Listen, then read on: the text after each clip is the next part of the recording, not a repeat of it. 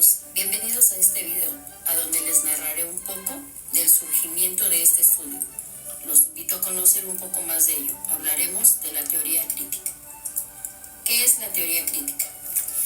Es una escuela de pensamiento que, partiendo de las ciencias humanas y sociales, evalúa y juzga los hechos sociales culturales, surgiendo a partir del siglo XX, y es una consecuencia lógica de los eventos sociohistóricos de ese mismo año. Se plantea la necesidad de desarrollar una reflexión global sobre los procesos que consolidan la sociedad burguesa capitalista y el significado de la teoría ante la consolidación. ¿Por qué teoría crítica? Porque es el análisis crítico, dialéctico, histórico y negativo de lo que no es y de lo que sí debería ser, desde el punto de vista histórico universal. Sus corrientes críticas fueron las siguientes: el formalismo ruso, el marxismo, la semiología semiótica, el estructuralismo y el postestructuralismo.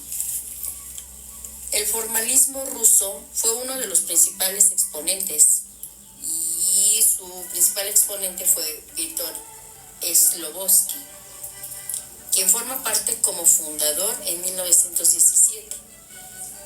Esta corriente estudia los componentes de las obras literarias y poéticas, sus estructuras narrativas, sus recursos retóricos y las funciones del lenguaje, y los elementos que conforman la literariedad de una obra, que no es nada más y nada menos que el formalismo literario, una forma más estética de la obra. Por su parte, el marxismo es una corriente crítica que es un conjunto de pensamientos filosóficos basados en las ideas de sus principales exponentes, que fueron Karl Marx y Friedrich Engels.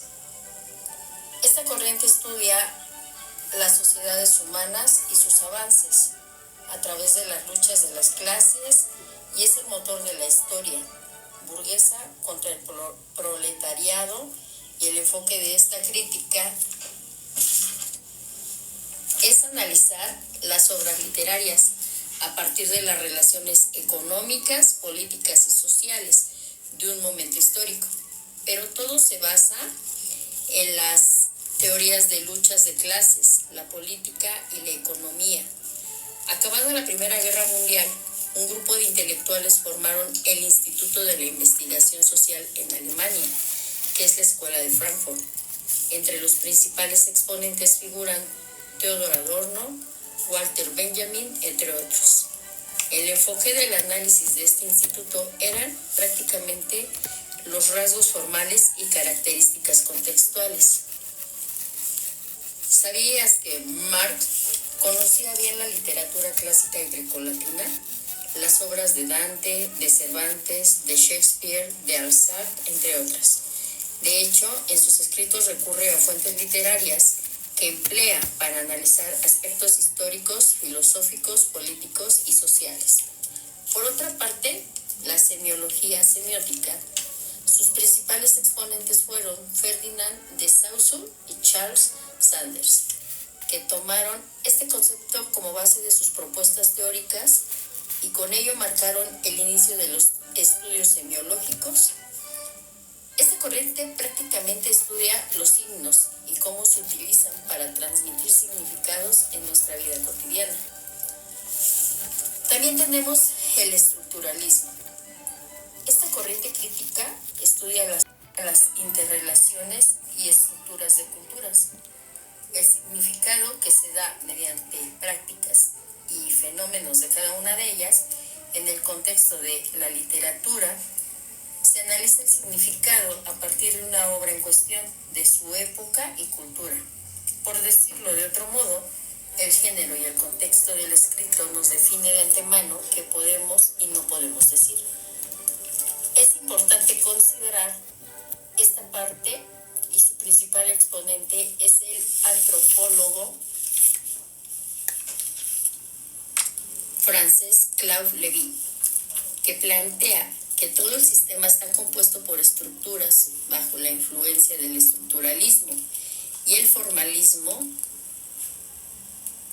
Roland Barthes en los años 60 propone una nueva crítica como base a los pensamientos, que es el formalismo y el estructuralismo, donde plantea que la esencia de la literatura no radica en el autor ni en sus intercepciones comunicativas, sino en el sistema organizado.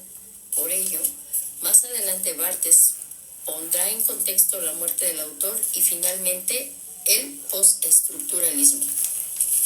Nace como un movimiento filosófico y se crea dentro del estructuralismo, pero a diferencia de esta corriente crítica, y establece que la estructura no es el centro del todo. La estructura existe, sí, pero no es el centro del sistema sociocultural, sino que cuestiona la objetividad, la neutralidad y la lógica. Y pues bueno, ¿cuál era el propósito de las teorías críticas clásicas? Pues buscaban darle sentido a la formación de la sociedad, con la finalidad de crear una fórmula que diera solución a nuestros problemas existentes. De esta manera, la social más cómoda, que hoy en pleno siglo XXI necesitamos de una nueva corriente crítica. Con todo lo que ahora hemos experimentado, yo creo que es importante el conocimiento de manera sustancial de todas estas corrientes críticas, porque verdaderamente hoy en día todavía las necesitamos. Espero haya sido de su agrado esta breve explicación y sin más me despido. Hasta la próxima.